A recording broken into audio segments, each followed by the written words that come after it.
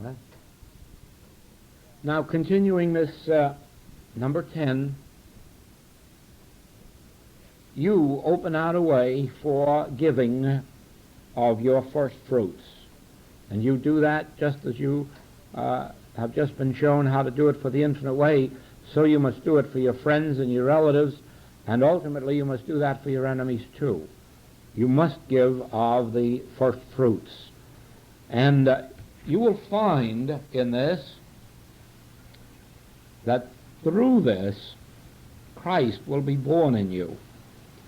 Even if Christ has not yet made its appearance in you, Christ will be born in you through the activity of first fruits. There is no finer way than in the agreement that I am an instrument of the Christ, of God, through which all blessings can flow to this universe. You will find that that realization will bring the experience of Christ to you. You see, it is like the rain falls on our plants, but you will know that it doesn't nourish them until it gets down inside and then begins to come up through. We put the fertilizer outside, but it really doesn't benefit until it gets inside and then comes up through. And so it is. There is no all this truth that we're taking in through the mind cannot feed us or benefit us. It's only as it gets in there and then begins to come up through and come out. And so it is that whatever it is that you loose from within yourself and give out is blessing you. Whatever you are taking in is only a preparation for that other step.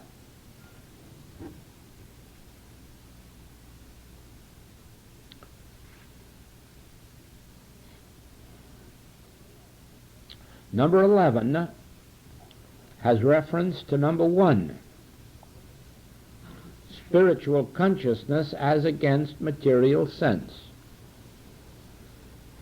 When you see the invisible, the infinite invisible, as the law, cause, activity, and drop concern for form, whether as person, thing, or condition, then you are attaining spiritual consciousness and losing material sense. You see how every once in a while we have to come back to this in a different way, because this is the vital part of all living. It is the attaining of spiritual consciousness, and spiritual consciousness is that realization of the invisible as the important thing in your life, and its visible form as just the natural result of it. Number 12 carries that a step further. Never worship effect. That means never hate, fear, or love effect. And that, of course, is a paradox too, because we say, oh yes, we love the members of our family. We say, oh yes, I love my dog. Ah yes, certainly, we're going to keep on that kind of love. But we are never going to love to such an extent that we cannot see the forms disappear and the new ones take its place. There is where idolatry comes in, the worship of forms. The very moment that a form becomes a necessity in our experience, we are placing our dependence, our happiness, our joy on a form instead of the invisible, which is the cause of the form. That is best illustrated in those experiences that some mothers have had. I had such an experience with a mother in the first year of my work,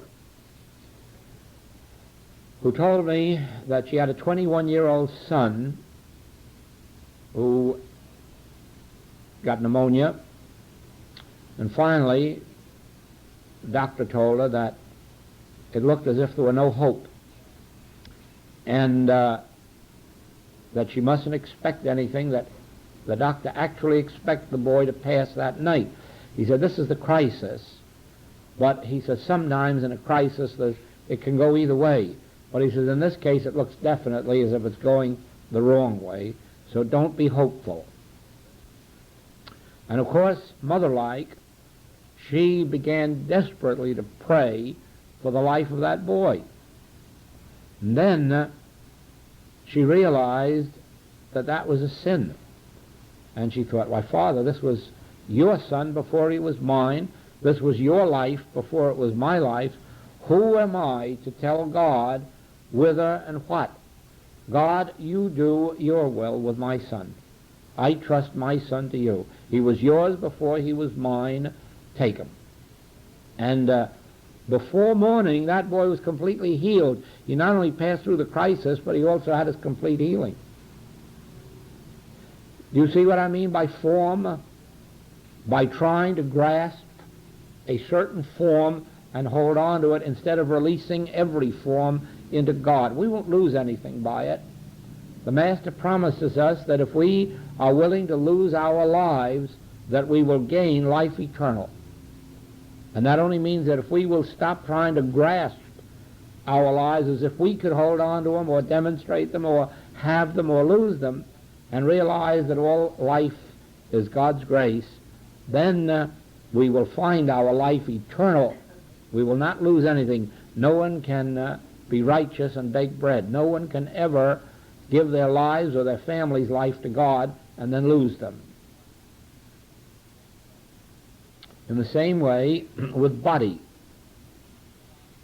We must not try to hold on to forms of body. Why? Well, we've already learned in previous work in this series that we are not body. Body is an instrument of our locomotion at this particular moment. The body is an instrument of activity for us. But we are not body. We are not fingers or hands or legs or hearts or brains. We are spiritual entity, and we have a body given to us of God, eternal in the heavens, and then instead of trying to hold on to this, we hold on to the truth of our own identity, and the body is maintained harmoniously. In the same way, money is an instrument for our use. To hate it, to love it, to fear it is nonsense. All human relationships are given to us for our use. It makes no difference whether they're relationships with parents, with husband, wife, children. They are all given to us for our activity in this phase of existence, and we are to understand them as such, love them as such, treat them as such. But remember that our life is hid with Christ in God, not with some outer form. 13. Prayer or treatment is a recognition of is, never an attempt to use, twist, change, or manipulate God. Oh, well, I think if we could learn number 13, we could leave all the rest of them out. Probably we should have started with 13 and then gone home. Because as quickly as we can come to a place in consciousness where we understand that prayer or treatment is never going to manipulate God or make God do something that it isn't already doing, we are already 9/10 home. 14.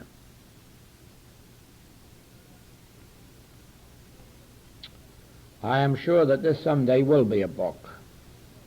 The activities of the soul.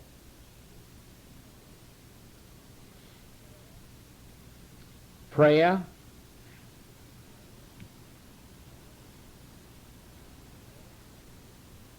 ordination, authorization,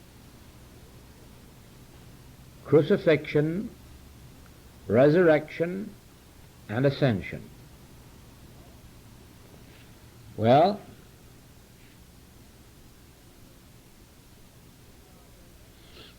we are already beginning to see that meditation, communion, prayer, are not mental activities. They have nothing to do with our mind. That the mental activities are only the preparation for these. In other words, if we sit and contemplate a passage of Scripture, that isn't our prayer, that is our preparation for prayer. Or if we're in meditation and we contemplate God and the things of God, that is not meditation, that is preparation for meditation. And so communion, if we start talking to God, that is certainly not communion, but it may be a preparation for it. But meditation, communion, prayer, these, in their highest sense, are activities of the soul, and they take place within us, and we become aware of them. In other words, it is God who meditates, it is God who communes with us, and it is God who prays. Scripture says we do not know how to pray.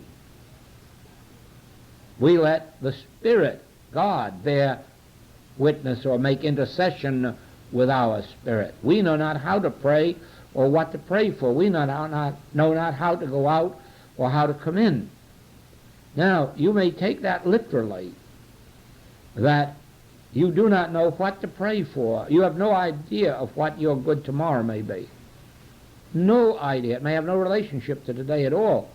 And that is one of the reasons, too, that we have discords, that we try to continue our life today like it was yesterday, forgetting that we're not playing with rattles, but somehow or other we seem willing to outgrow rattles. I don't think we really did. I think they were forcibly taken away from us sometime or other, and probably we were given dolls or toy trains.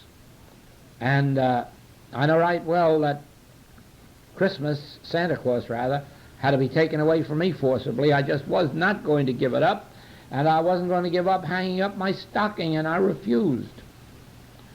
And so ultimately my mother just had to take it in hand and say, you're just not going to be a baby anymore. So it is, we have to outgrow states and stages of consciousness, but sometimes they're forcibly demonstrated for us.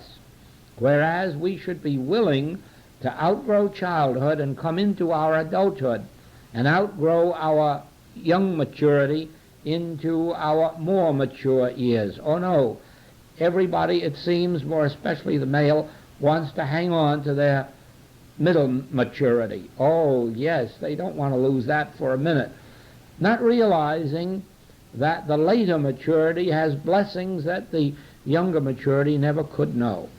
No use telling that to younger maturity, though, because they can't visualize it. But it's true that we must outgrow, or be willing to let God outgrow our infancy and our youth and our childhood, and begin to show us the more mature spiritual joys and ways of living. Now, it is the same way that in prayer it's very difficult to give up the habit of praying. But eventually you have to give it up, or else the day will come when you'll be so desperate that you will say, Father, I don't know how to pray. You'll have to take over. You might as well do it before that day of desperation and learn how to let God pray in you. The way is very simple. It isn't easy, simple of attainment. It's difficult to attain, but the way itself is simple. It is just to agree that you have no desires. I don't know what I want, I don't know what I need, I don't know anything about today or tomorrow. I'm perfectly satisfied to sit here, Father, and wait for you to show your hand. Reveal thyself. Thy will be done, not mine. And so, as you sit there with no desire, because you have no knowledge of what is to be for you today or tomorrow, you develop the ability to attain a state of receptivity in which then God prays, God meditates, God communes in you. And that, of course, brings us to crucifixion, to ordination and authorization. We have learned in our work that it is an impossibility for man to ordain us. It is possible for somebody to give you a diploma as a minister, or even for the state to give you a legal license to be a minister, but that's not ordination. An ordination comes from within. You'll find an ordination that actually happened, and you can watch it happen if you like in the book Metaphysical Notes, because not only on the night of my ordination did I receive that, but I also received instruction to write it down, and it was dictated to me. And it is exactly in the book Metaphysical Notes as I received it, first in ordination, second as it was repeated to me to be written down, third as I delivered it to that class that night. Now, that ordination wouldn't ordain you, but you can see in it what an ordination is when it comes from God, and how it speaks in a language that humans do not even understand. Now then, each one, just as they learn to let God pray in them, meditate in them, commune in them, then eventually God ordains. When God ordains, then you are a minister, and you take up whatever form of ministry is given to you, with or without a legal license. The same is true of authorization. You will see eventually that it would be a foolish thing for me to authorize anybody to heal or teach the infinite way, because I can't make them a healer or a teacher. Only God can do that. And for me to give them the title of healer or teacher would be fooling them and the public. And so I do not give anybody the title of healer or teacher or practitioner or teacher in the infinite way, but I do not ban or bar anyone from healing and teaching the moment they are authorized and ordained within. And I can assure you that some have started it before they were authorized and ordained, and they're not doing it anymore. Others will do it again who are not authorized or ordained from within, and I can assure you they'll stop too, for the simple reason that no one will ever come to anyone's doorstep unless God draws them.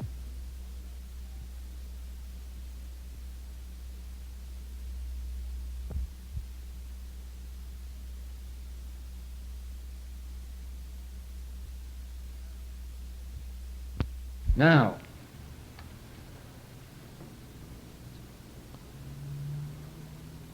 '15 I see as repetition. To him that hath. To him that hath shall be given, and that goes back to what have you in the house.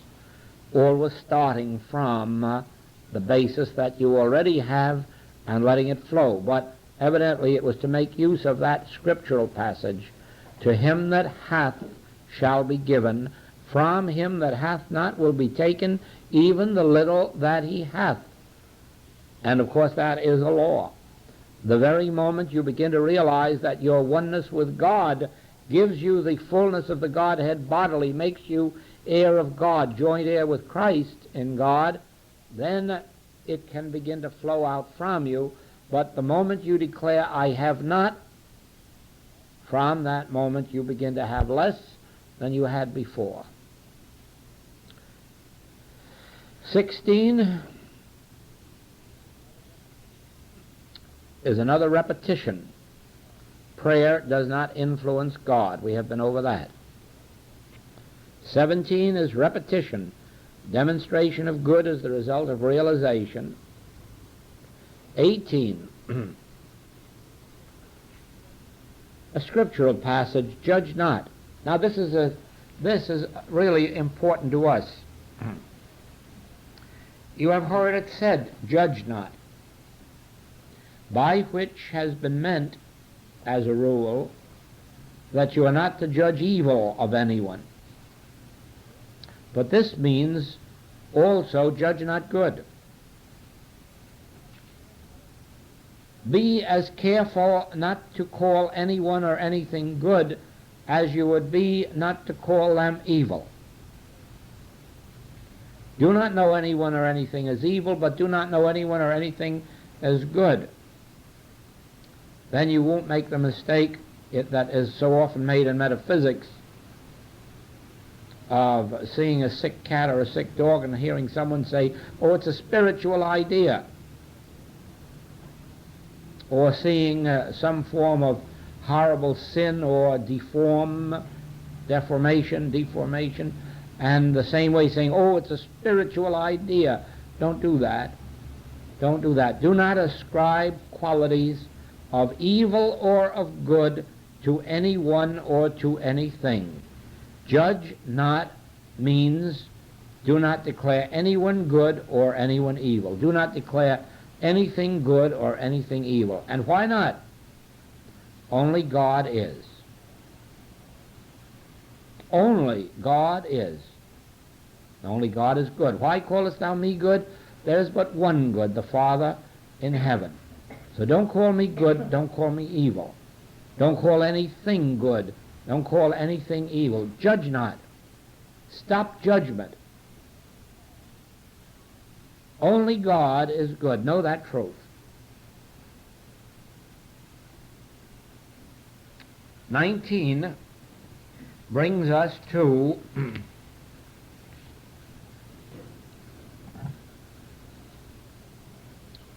what might appear as repetition, but it has still an additional meaning. Are we seeking God, or are we seeking something of God?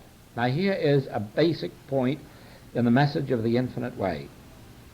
There is no such thing as God and so the very moment that you're looking for a home or companionship, the moment you're looking for supply or employment, the moment that you are looking for transportation or vacation, you are seeking amiss. You see, oh, this is so important. Once we have God, we have all there is in the world. Until we have God, we have nothing. So to look for supply or companionship or home spiritually is an impossibility, because you can't attain them, because there are no such things spiritually. Spiritually there is only God.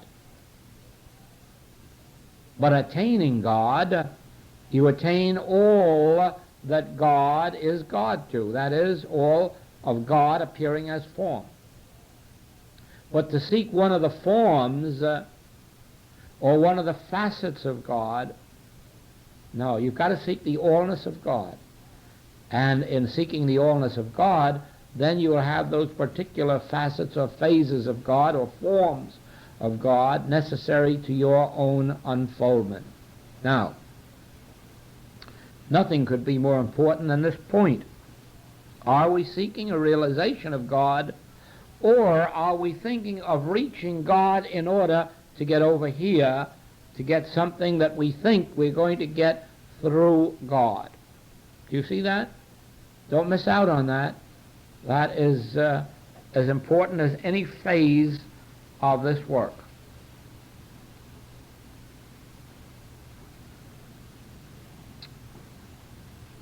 God is life.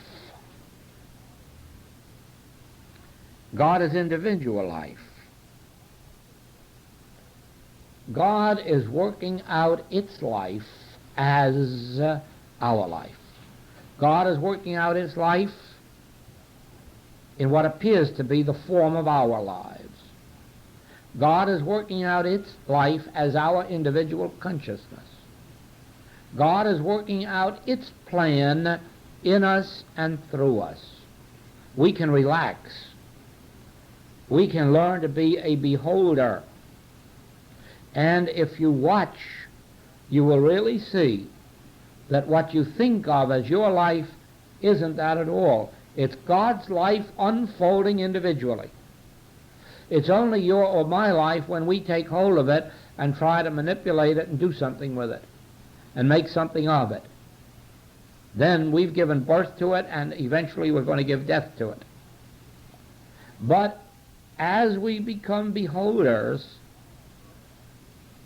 of God fulfilling itself on earth, God appearing individually on earth, very much like the Roman Catholic concept of Jesus, which is entirely true, God incarnate on earth. God itself, very God itself, appearing on earth. The only thing the Roman Catholics didn't go far enough and say, that's the truth about you and me, when we attain the realization of it. God's life actually is the life of Jesus Christ on earth, and Jesus Christ knew it.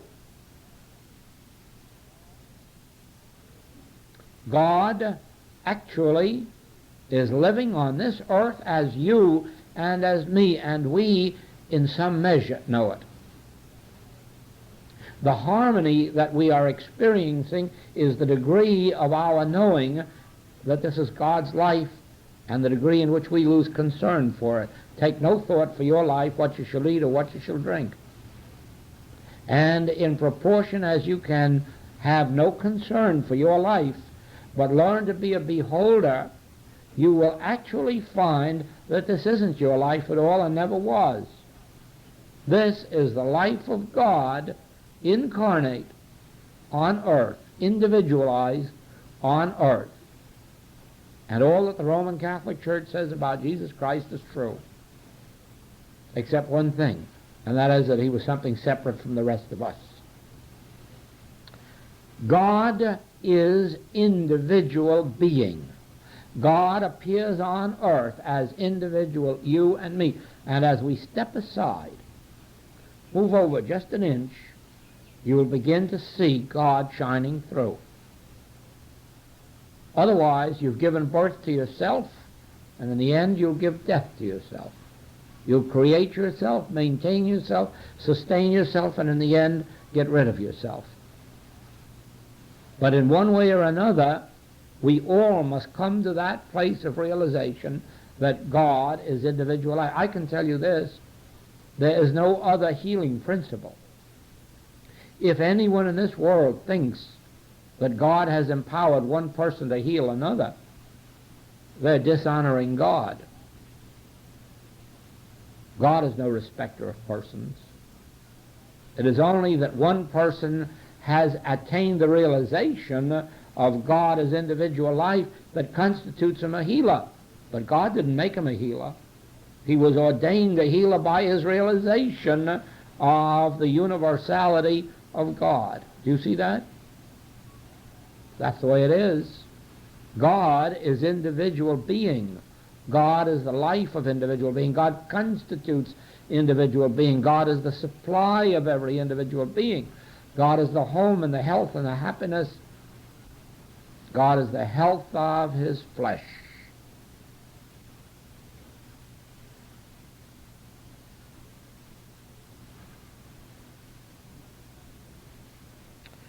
"21 was just a writing out of something that I gave you in one of the previous ones, the principle of giving of first fruits, giving of truth, giving of tithes, giving of love.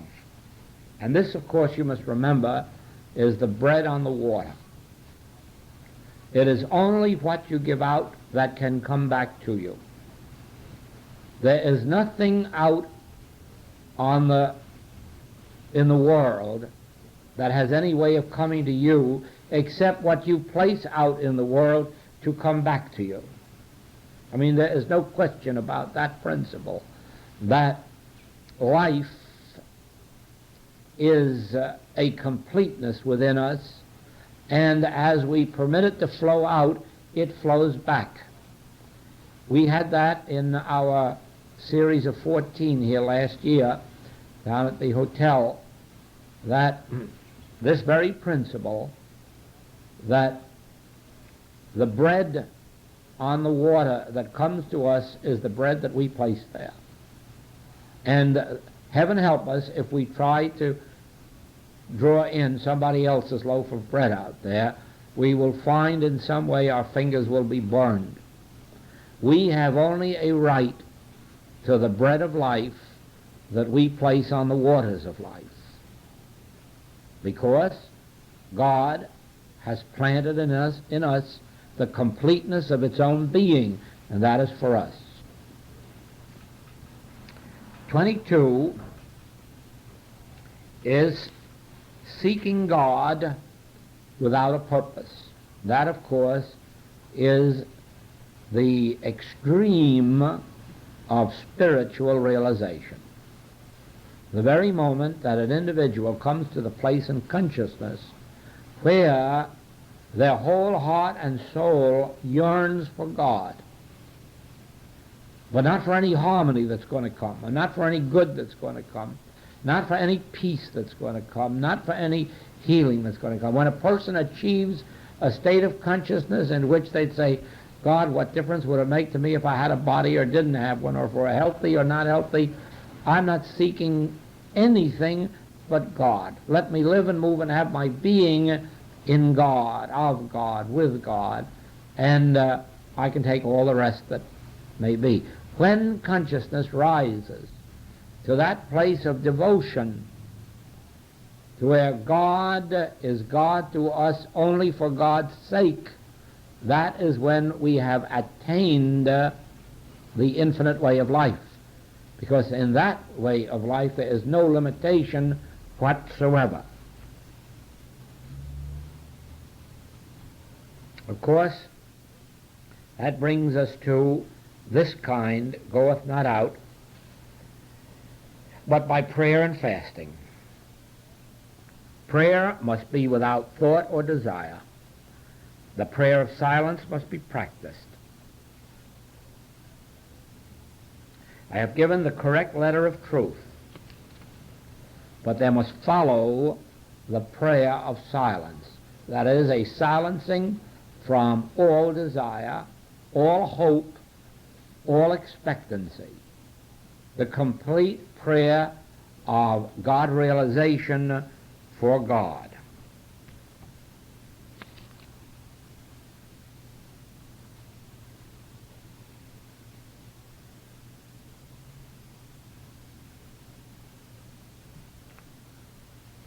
Certainly, that would bring us to this, that there is no connecting of spirit to the human scene. Now watch this. You see, this is where the world is godless. This is what makes of all religious teaching just pure atheism. The fact that they expect God to be a God in mortality.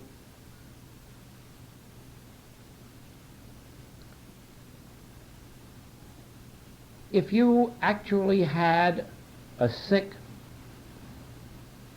body and you expected God to come there and heal it, it certainly would be because you believed God had the power to heal your sick body but wasn't doing it.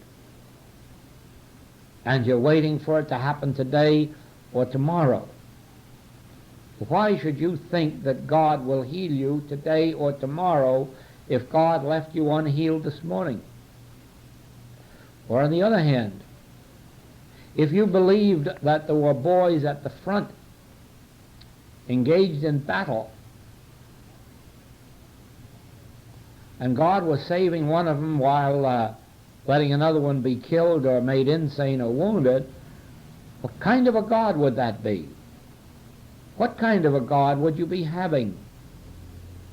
Now, is there no hope for anyone on the battlefront to experience God? Certainly there is.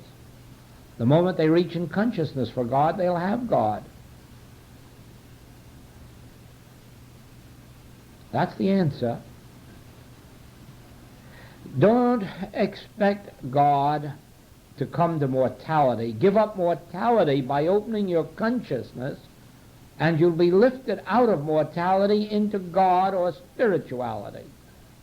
Don't try to have God fixing up your humanhood in one way while you yourself are trying to violate it in another way.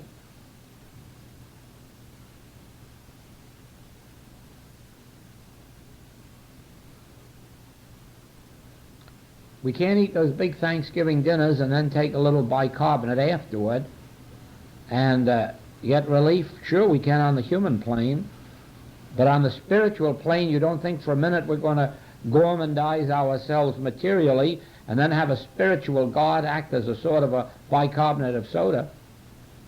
Say, oh, I'll give you relief. Sure, I'll take care of you. Do that, Father, because tomorrow I want to go out on another binge. No, let us not believe for a minute that you bring a spiritual God to a material concept of life.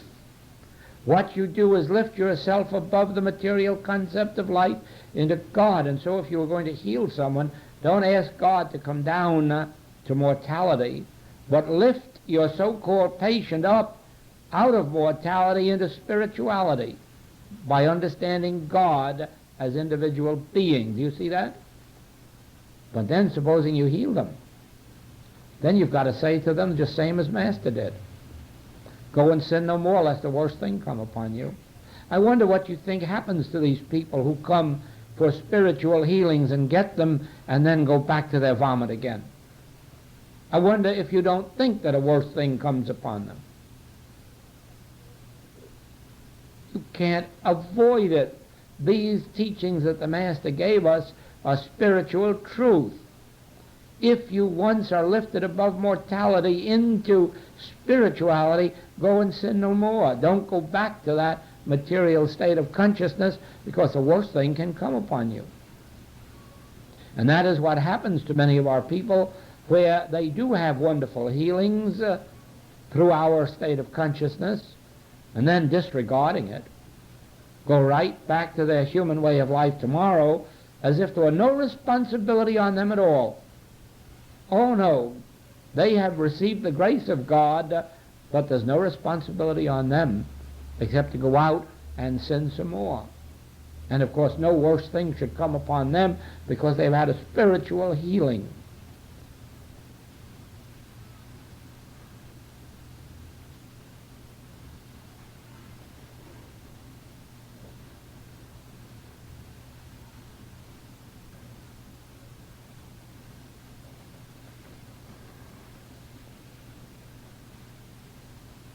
Now, can I?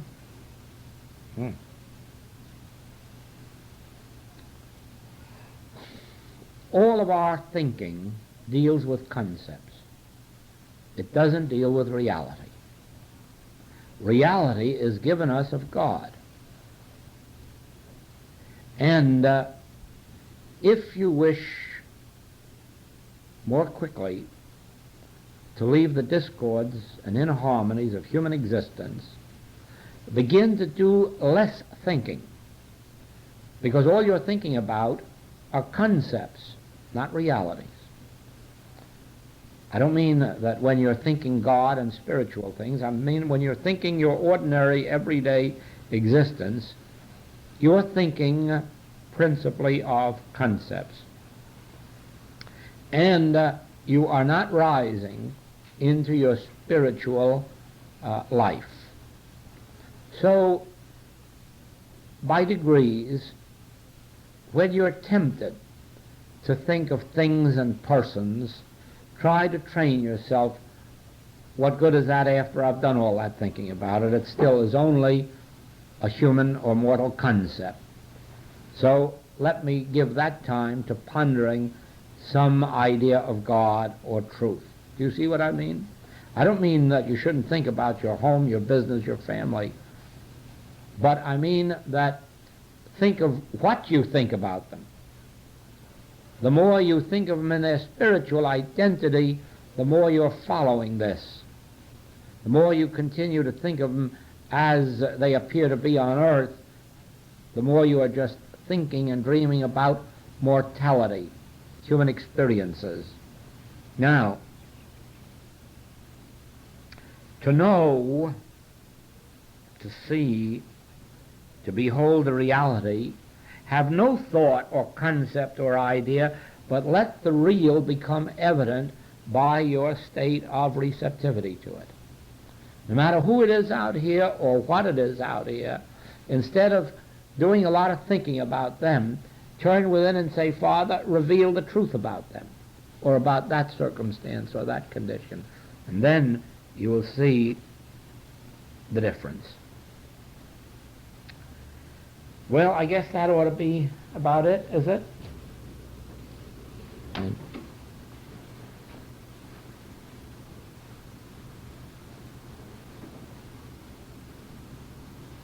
Now listen to this one. For by strength shall no man prevail.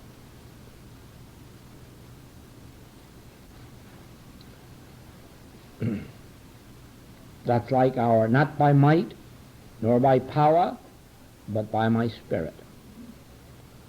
We are tempted at all times in the material scene to think that our human acts or physical acts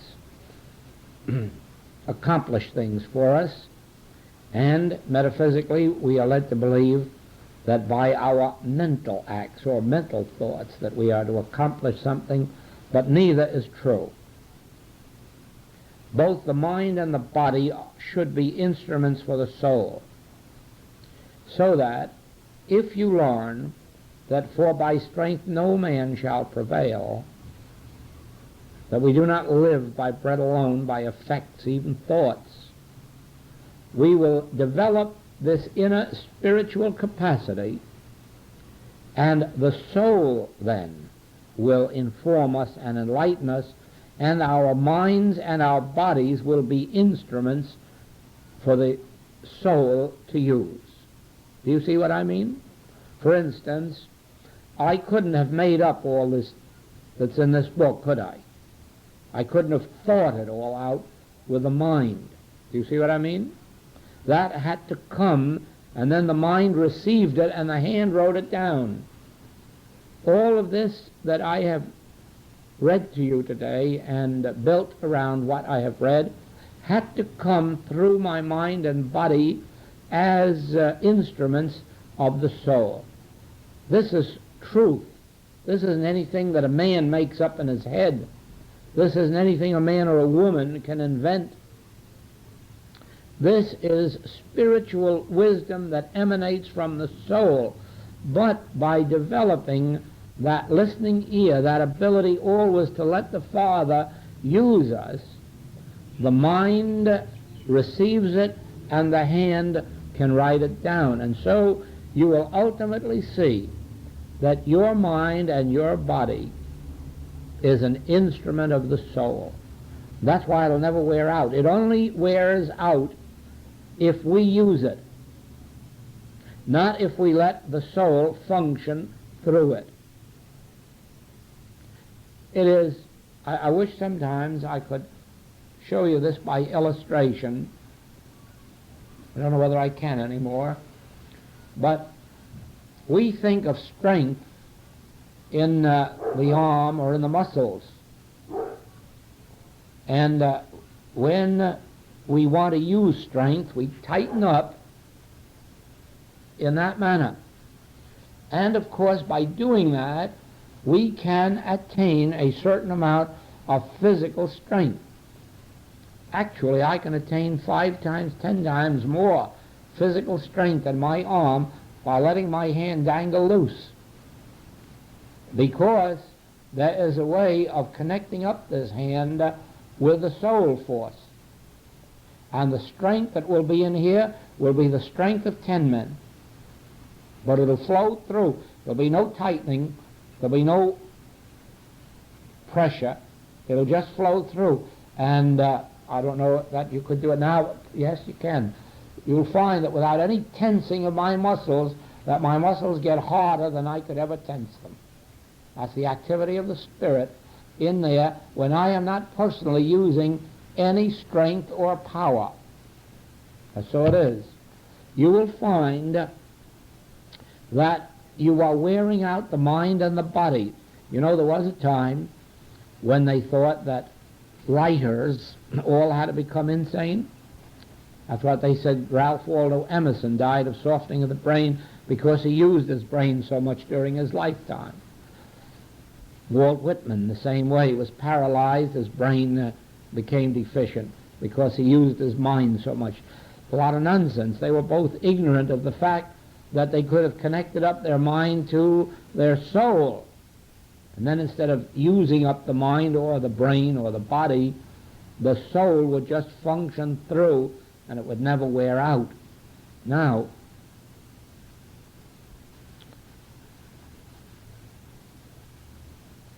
for by strength shall no man prevail. We do not live by bread alone, but by every word that proceedeth out of the mouth of God. And so it is that you become receptive and responsive, and you let your mind and your body be used by God. Now, some people in the past have said to me that when we practice such a thing as not taking thought, that we're blanking the mind and becoming stupid. No. When you learn to live without taking thought, you will be more active in thought than you've ever been in your life. But it will not be a thought that you are creating or manufacturing. It will be a thought that flows through from the soul, like in prayer. In prayer, you don't have to think thoughts. In prayer, you don't have to make statements. Ultimately, in prayer, you'll sit silent and let the soul do its praying. And then you'll know that prayer is a faculty of the soul, an activity of the soul faculty. It has nothing to do with man. Soul prays. Now, spiritual healing is not the overcoming of physical, mental, or financial discords, but is the demonstration of the presence of the grace of God. Now, of course, that is a repetition, except that in presenting it in this way, it gives me the opportunity to hook it up to the healing work. Let me see. Every one of you has at some time or other been called upon to heal someone of something for help. And if you go back in memory, you probably can remember saying, oh, I can't take care of a cancer case or a consumption case. That's beyond my understanding. Or, oh, I don't know enough to take care of this kind of a case. Oh, it's just a simple headache? Oh, yes, I'll give you some help. Oh, just indigestion? I'll give you some help. Well, now, you see, the principle of this work is that we are not engaged in physical, mental, or financial healing work. We have nothing to do with physical healing, mental healing, moral healing, or financial healing. Our work has to do with the realization of God. Now, it becomes a point of transition that you must make in your own consciousness, to where when you're called on for help, you don't think of it as removing a fever or reducing a lump or setting a bone or producing elimination or digestion or assimilation, to where you never think of the call that has come to you as a physical, mental, moral, or financial call, where you look upon it only as a call to attain a conscious realization of God. Do you see that? It should make no more difference to you whether a person writes that they're unemployed or calls up and says they have a cancer, or as to whether they merely said, I lost a quarter, will you do some work for me? You say yes because you don't care whether they find the quarter or not. Do you see that? Our metaphysical workers actually act as though they believed that they were healers of mind and body and purse, as if they were actually called on to reduce fevers or remove lumps. We're not in that business at all. That's materia medica. We have no relationship to that. Our work is abiding in the consciousness of God and letting it dispel any kind of an illusion, very often even good ones. Do you see that? Now, that is a matter of training. Just like training to let God pray in you, so do you have to train yourself to see that it makes no difference what the nature of the claim is that's presented to you. You're not a doctor. You're not going to perform a physical miracle. You're not that at all. You are the Christ. You are the Son of God that realizes the spiritual nature of God and God's creation, as against all these other appearances.